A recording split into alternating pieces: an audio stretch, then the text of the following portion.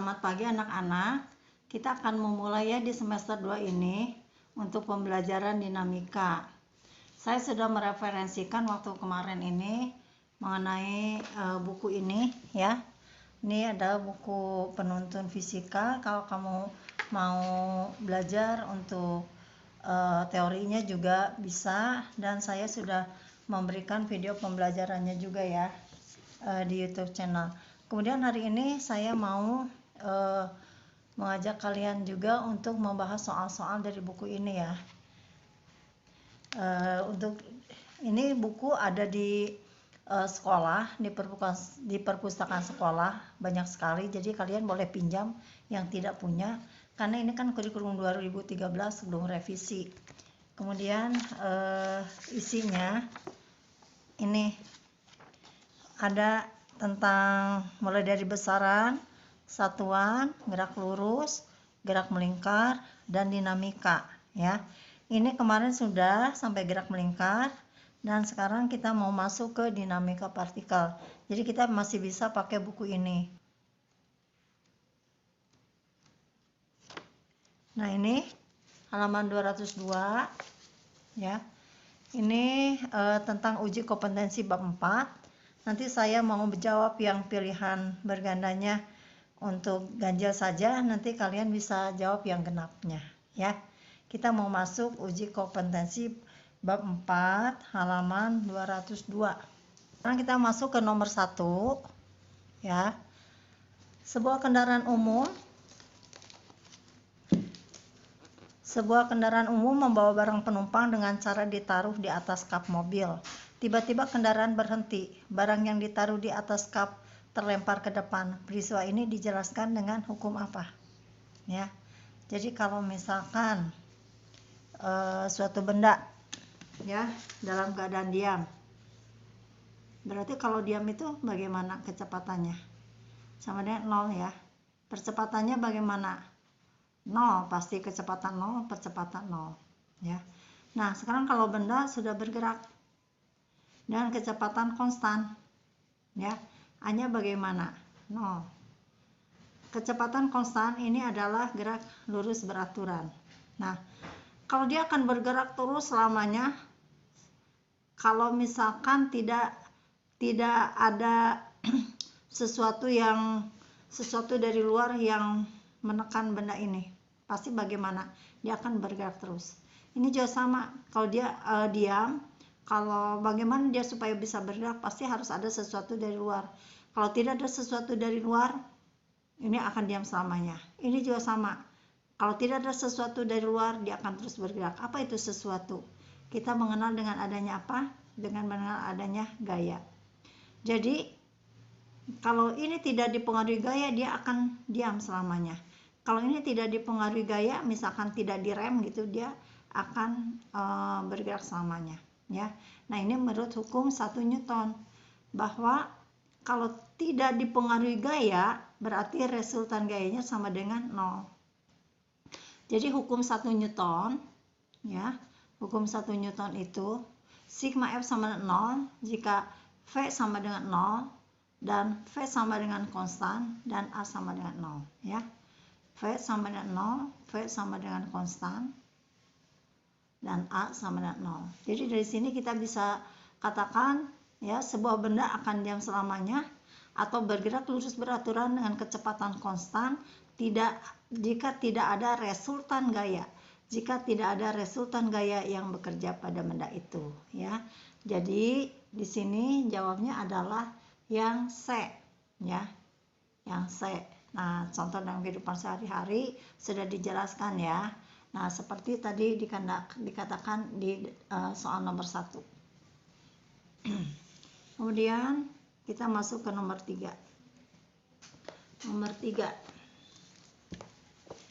Sebuah benda masanya 1 kg mula-mula bergerak mendatar dengan kecepatan 10 meter per sekon, kemudian diberi gaya konstan 2 Newton selama 10 sekon searah dengan arah gerak.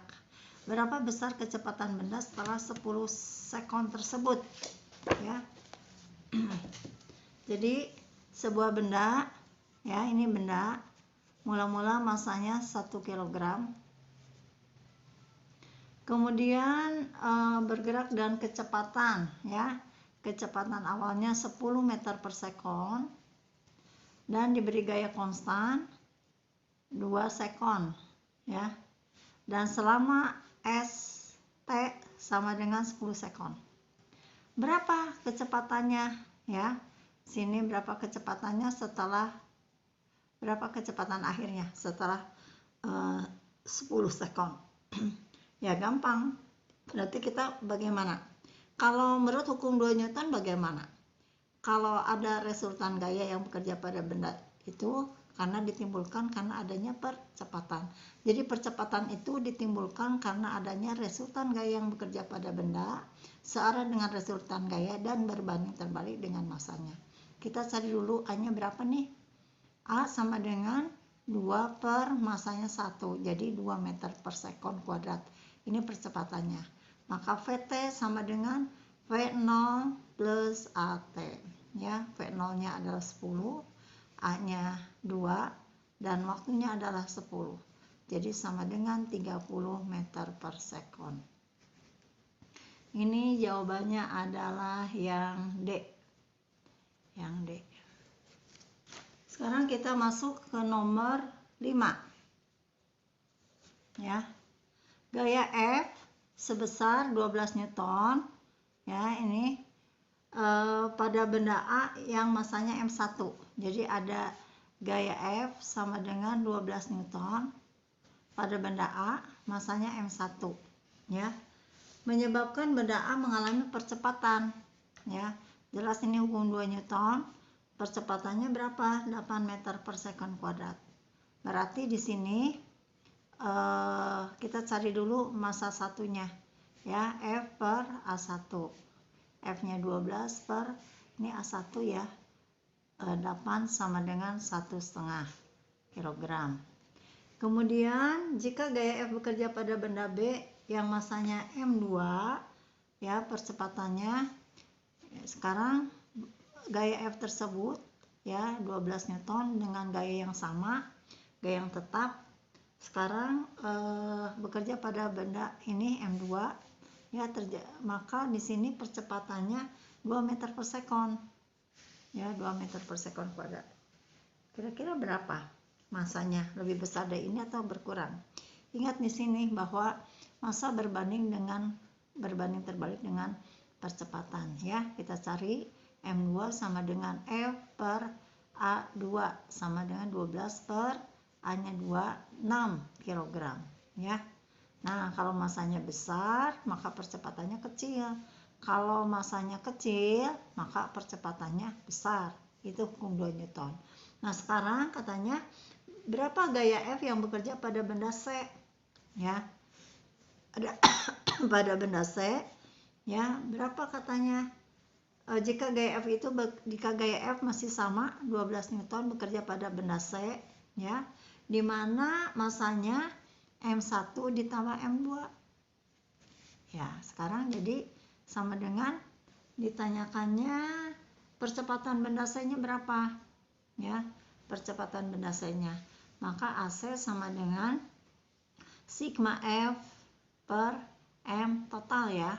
Di sini karena terjadi dua benda, berarti di sini 12 per M1-nya berapa tadi? 1,5 ditambah 6. Jadi 12 per 7,5 sama dengan 1,6 meter per sekon kuadrat, ya.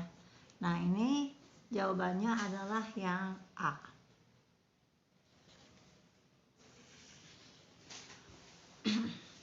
Aduh. Sekarang kita mau masuk ke nomor 6, ya. Kita mau masuk ke nomor 6. Nomor 7, ya. Sekarang kita mau masuk ke nomor 7. Nomor 7.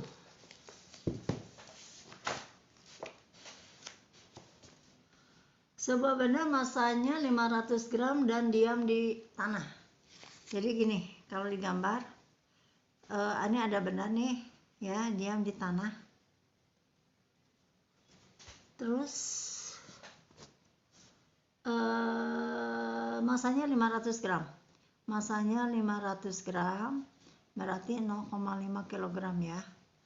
Kemudian diangkat ke atas dengan gaya 10 Newton, diangkat ke atas dengan gaya 10 Newton. Selama 5 sekon ya. Nah, misalkan sampai ini dari A sampai di B ya. Ini 5 sekon. 5 sekon. Kemudian dilepaskan ya, dilepaskan. Berarti nanti di sini ada VB-nya. Berapa titik tertinggi yang dicapai benda? Berarti dia maksimumnya misalkan sampai di sini ya. Nah, di set ini maksimum, terus dia turun lagi.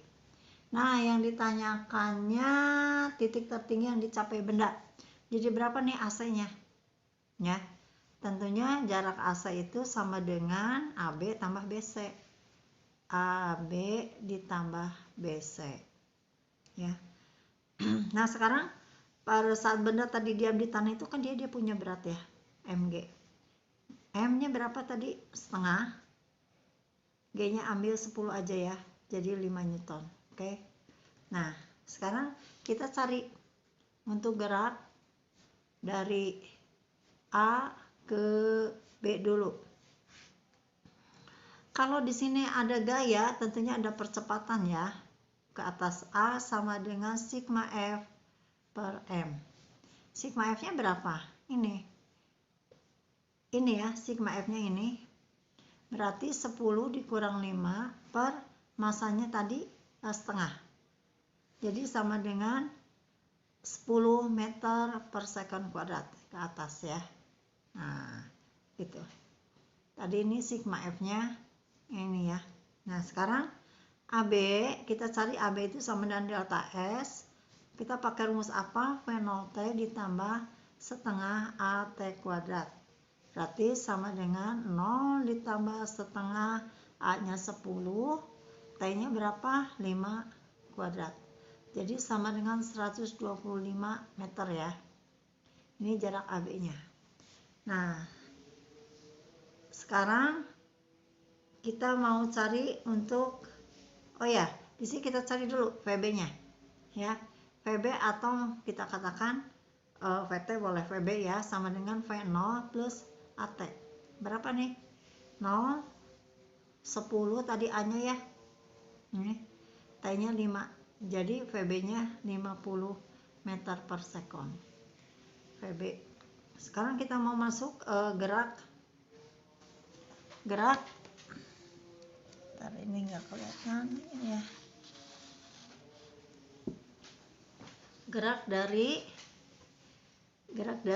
B ke C. Gerak dari B ke C. Nah, maka di sini ya, jatuh bebas berarti A-nya sama dengan min 10 meter per second kuadrat ya. Berarti mencari delta S itu kan sama dengan BC. Kita ambil berarti VT kuadrat dikurang V0 kuadrat per 2A. Ya. Jadi BC sama dengan 0 dikurang 50 kuadrat, ini V0 nya sama dengan ini ya, VB 50 kuadrat per berapa nih? 2. A nya tadi 10 ya, 10.